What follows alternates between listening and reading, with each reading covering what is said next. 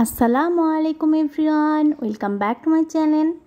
আজকে আপনাদের সঙ্গে শেয়ার করব খুব কম সময়ে চটজলদি তৈরি করা যায় এমন একটি সুজির নরম তুলতুলে পিঠার রেসিপি। এই রেসিপিটা একবার বাসায় বানালে ছোট থেকে বড় সবাই অনেক বেশি পছন্দ করবে, তাই আমার অনুরোধ থাকবে একবার হলেও এই রেসিপিটা বাসায় ট্রাই করবেন।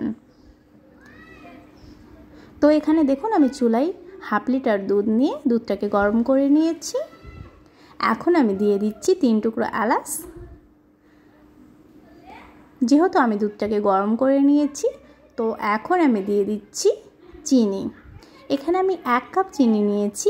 চিনিটা আপনারা আপনাদের পছন্দ অনুযায়ী দেবেন, যে যতটা মিষ্টি খেতে পছন্দ করেন। তো আমি সব কিছু খুব ভালোভাবে মিশিয়ে নিলাম। এখানে আমি ফুল ক্রিম দুধ নিয়েছি, সেই জন্য খুব বেশি সময় ধরে জাল করব না। আর একটা কথা মাথায় রাখবেন, শিরাটা কিন্তু অবশ্যই পাতলা করতে হবে, শিরাটা ঘন করা যাবে না। তো আমার বলক চলে এসেছে, আমি জাস্ট একটু নেড়ে চেড়ে ঢাকনা দিয়ে ঢেকে এটাকে এক সাইড করে রেখে দিচ্ছি। তো এখন আমি এটাকে ঢাকনা দিয়ে ঢেকে এক সাইড করে রেখে দিলাম। এখন আমি সুজির ব্যাটারটা তৈরি করব। তো আমি 2টা ডিম নিয়ে নিয়েছি।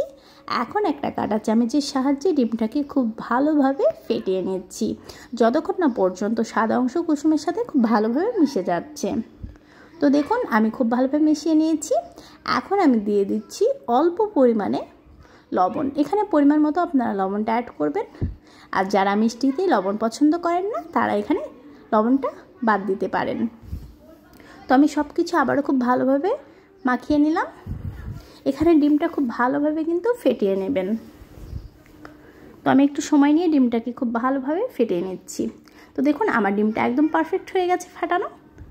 এখন আমি দিয়ে দেবো এতে সুজি। এখানে আমি অল্প অল্প করে সুজি নিচ্ছি, একেবারে সব সুজি দিয়ে দেবেন না, নাহলে কিন্তু ব্যাটারটা অনেক বেশি শক্ত হয়ে যাবে। তো আমি অল্প অল্প করে সুজি নিচ্ছি আর ব্যাটারটাকে খুব ভালোভাবে ফেটিয়ে নিচ্ছি। এখানে আপনারা যতটা বেশি ব্যাটারটাকে ফেটাবেন, পিঠাটা কিন্তু ভাজার সময় ঠিক ততটাই ফুলকো ফুলকো তৈরি হবে। তো একটু সময় নিয়ে ব্যাটারটাকে খুব ভালোভাবে ফেটিয়ে নেবেন। তো আমি খুব ভালোভাবে ফেটিয়ে নিচ্ছি। আপনারা দেখে বুঝতেই পাচ্ছেন ব্যাটারটা কতটা ফেটানো হয়েছে। এখানে 5 থেকে 6 মিনিট ব্যাটারটাকে খুব ভালোভাবে ফেটিয়ে নেবেন। তো দেখুন আমার কিন্তু ব্যাটারটা একদম পারফেক্ট। এখন আমি ভাজতে চলে যাব। তো আমি চুলায় একটা কড়াই বসিয়ে দিয়েছি আর কড়াইটা গরম করে এখন দিয়ে দিচ্ছি তেল। এখানে কিন্তু তেলটা একটু বেশি পরিমাণে দেওয়া লাগবে, কারণ আমি পিঠাগুলোকে ডুবো তেলে ভাজবো। এখানে অবশ্যই কিন্তু আপনারা পিঠাগুলোকে ডুবো তেলে ভেজে নেবেন।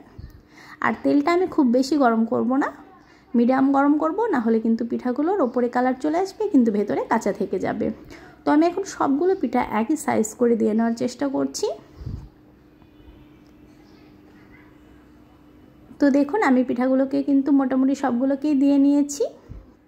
আপনারা এখানে যে কোনো চামচ দিয়ে কিন্তু পিঠাগুলোকে দিয়ে নিতে পারেন। পিঠাগুলো আমি এখন 1 থেকে 2 মিনিট ভেজে নিচ্ছি। উল্টে পাল্টে আমি পিঠাগুলোকে 1 থেকে 2 মিনিট ভেজে নিচ্ছি। দেখতেই পাচ্ছেন পিঠাগুলো কিন্তু বেশ খানিকটা ফুলে গেছে। তো এখন আমি তুলে নিচ্ছি। আপনারা এমনটা কালার দেখেই কিন্তু পিঠাগুলোকে চুলা থেকে নামিয়ে নেবেন। তো আমি বাকি পিঠাগুলোকে আবারও সেম প্রসেসে দিয়ে নিচ্ছি। আজকের রেসিপিটা যদি আপনাদের ভালো লেগে থাকে, তাহলে প্লিজ আমার ভিডিওতে একটা লাইক দিয়ে দিবেন আর চ্যানেলটা সাবস্ক্রাইব করে পাশেই থাকবেন। তো ওই পিঠাগুলোকে কিন্তু আপনারা 2 মিনিটের বেশি ভাজবেন না। তো আমি এই পিঠাগুলোকে সবগুলোকে তুলে নিচ্ছি। এখন আমি চুলায় বসিয়ে দিয়েছি তৈরি করে রাখা সেই শিরাটাকে। এখন আমি চুলাটা জ্বালিয়ে শিরাটাকে আবারও 2 মিনিট গরম করে নিয়ে পিঠাগুলো দিয়ে দিলাম। এখন আমি আরও 2 মিনিট গরম করে নেব শিরাটাকে। এখানে কিন্তু শিরাটা অবশ্যই গরম করে নিতে হবে।